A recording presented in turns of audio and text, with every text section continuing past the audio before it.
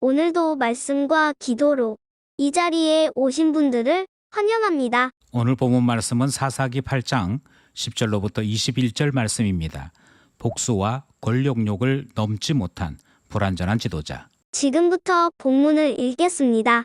이때 세바와 살문나가 갈골에 있는데 동방 사람의 모든 군대 중에 칼든 자 12만 명이 죽었고 그 남은 15,000명 가량은 그들을 따라와서 거기에 있더라. 적군이 안심하고 있는 중에 기드온이 노바와 욕부와 동쪽 장막에 거주하는 자의 길로 올라가서 그 적진을 치니 세바와 살문나가 도망하는지라. 기드온이 그들의 뒤를 추격하여 미디안의 두 왕 세바와 살문나를 사로잡고 그 온 진영을 격파하니라. 요아스의 아들 기드온이 헤레스 비탈 전장에서 돌아오다가 숫곳 사람 중 한 소년을 잡아 그를 신문하매 그가 숫곳의 방백들과 장로들 77명을 그에게 적어준지라. 기드온이 숫곳 사람들에게 이르러 말하되 너희가 전에 나를 희롱하여 이르기를 세바와 살문나의 손이 지금 내 손 안에 있다는 거냐. 어찌 우리가 내 피곤한 사람들에게 떡을 주겠느냐 한 그 세바와 살문나를 보라 하고 그 성읍의 장로들을 붙잡아 들가시와 찔레로 숫곳 사람들을 징벌하고 분해의 망대를 헐며 그 성읍 사람들을 죽이니라. 이에 그가 세바와 살문나에게 말하되 너희가 다볼에서 죽인 자들은 어떠한 사람들이더냐 하니 대답하되 그들이 너와 같아서 하나같이 왕자들의 모습과 같더라 하니라. 그가 이르되 그들은 내 형제들이며 내 어머니의 아들들이니라.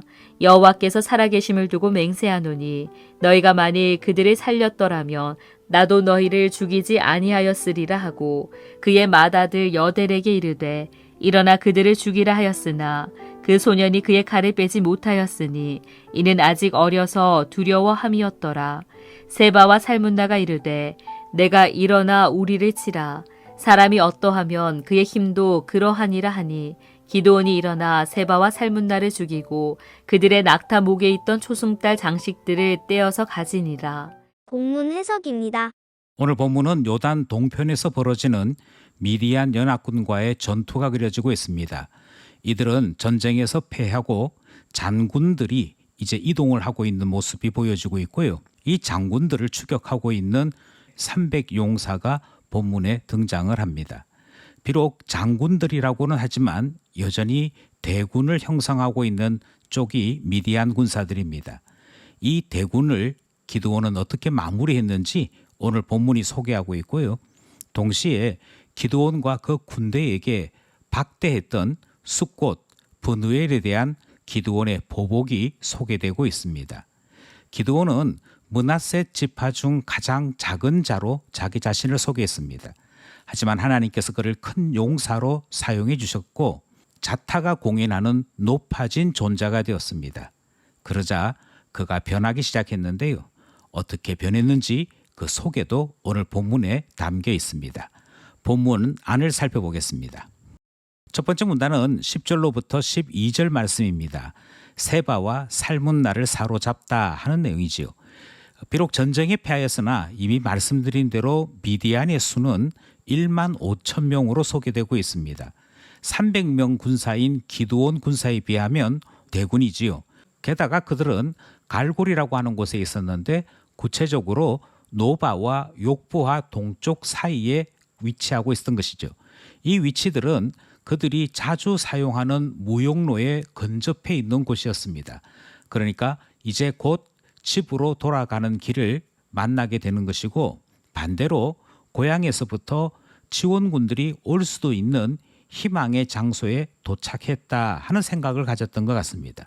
그래서 오늘 본문을 보면 그들이 그곳에서 안심하게 되었다라고 11절이 소개하죠. 그럼에도 불구하고 기드온과 300명의 용사들은 적진으로 바로 진격합니다. 그리고 그곳에서 장군들은 전멸시키고 두 왕을 사로잡는 마지막 승리를 거두게 되는 것이지요. 이 내용이 소개되고 있는 첫 번째 문단이었습니다. 둘째 문단은 13절에서부터 17절입니다. 숫곳과 브누엘에게 복수했다 하는 내용입니다. 기드온은 추격하던 중에 숫곳과 브누엘에서 모욕을 당합니다. 그때 당했던 모욕을 기드온은 가슴 속 깊은 곳에 품었지요. 그리고 보복할 것을 결심했습니다. 13절로부터 16절에서는 숫곳에 대한 보복이 등장을 하고 17절에서는 분우엘에 대한 보복이 등장을 합니다. 숫곳에 대한 보복을 가만히 살펴보면 루스를 공격했을 때 이스라엘 사람들이 취했던 것과 똑같은 작전이 등장을 하지요. 한 사람을 사로잡고 그에게서 정보를 빼내어 공격하는 방식인데요. 여기에서는 소년을 사로잡았다, 그리고 고문했다라고 말씀하고 있습니다. 소년을 사로잡는 것은 전쟁에서는 위반이고 반칙입니다. 더군다나 이 어린 아이를 고문했다 하는 것은 같은 동족에 대한 예의나 기본적인 태도가 아닌 것이지요. 이 소년을 고문하여 얻어낸 것이 방백들과 장로들의 이름을 알아내게 됩니다. 기드온은 자기 자신이 약속한 그대로 이 방백들과 장로들을 잡아내어서는 들가시와 찔레로 죽이고 마는 일을 벌입니다. 아마도 극심한 고문으로 죽였던 것을 이렇게 표현한 것 같습니다. 그리고 분우엘에서는 약속했던 대로 망대를 헐어 사람들이 죽도록 내버려두는 모습을 보게 되는 것이죠. 두 번째 문단에서 만나고 있는 기드온의 모습과 비슷했던 한 사람이 있습니다. 그 사람의 이름은 창세기에 등장하는 라멕이라고 하는 사람인데요. 라멕이라고 하는 사람은 자기 자신에게 욕을 하고 또 자기 자신에게 상처를 입힌 자들을 죽이고 마는 보복의 사람으로 창세기에 그려지고 있습니다. 지금 기드온은 동족을, 형제를 마음 상했음으로 인해 죽이고 마는 보복의 사람으로 소개되고 있는 것입니다.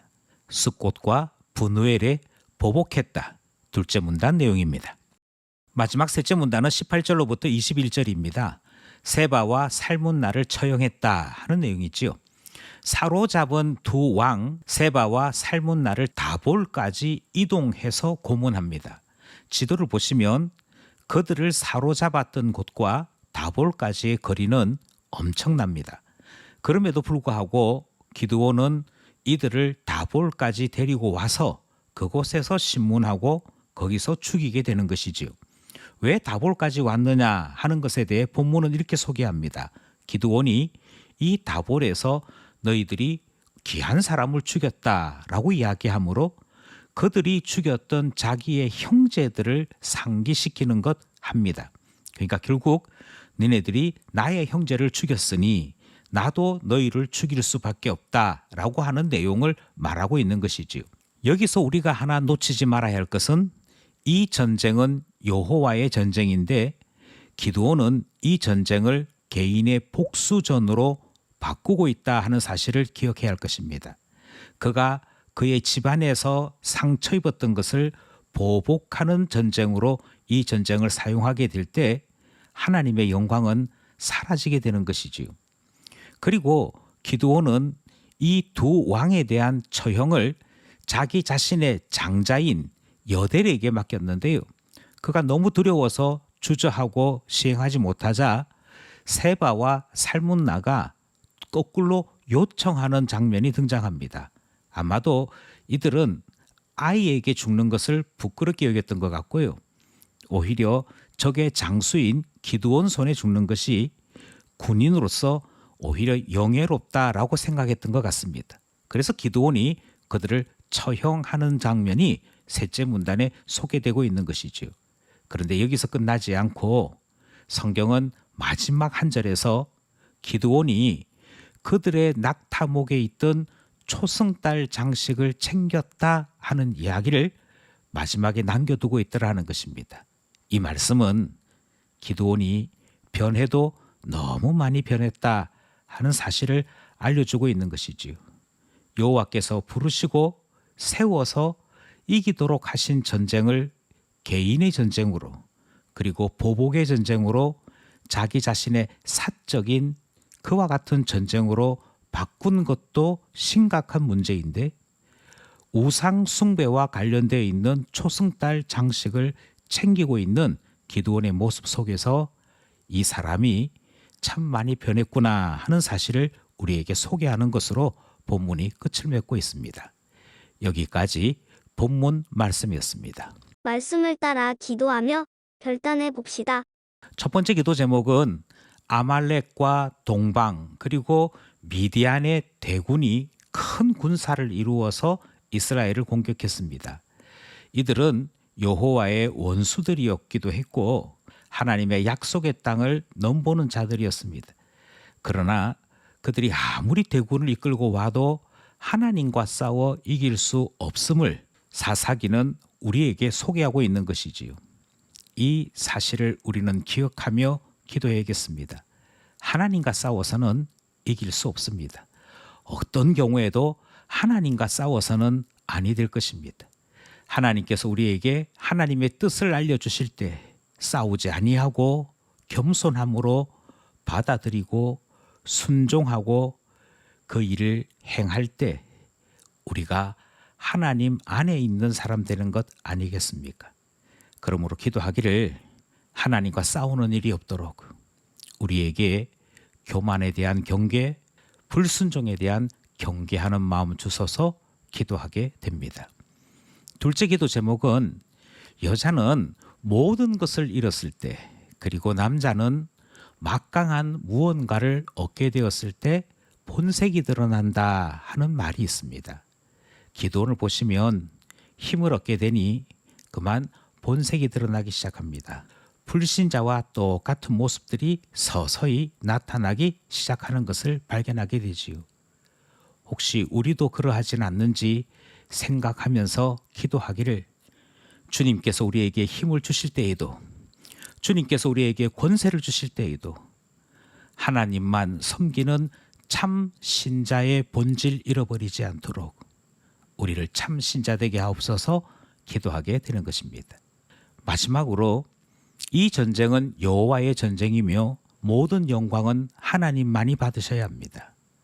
변심하거나 변질되지 않는 하나님의 자녀 되도록 주께서 우리 중심 지켜달라 기도하게 되는 것이지요.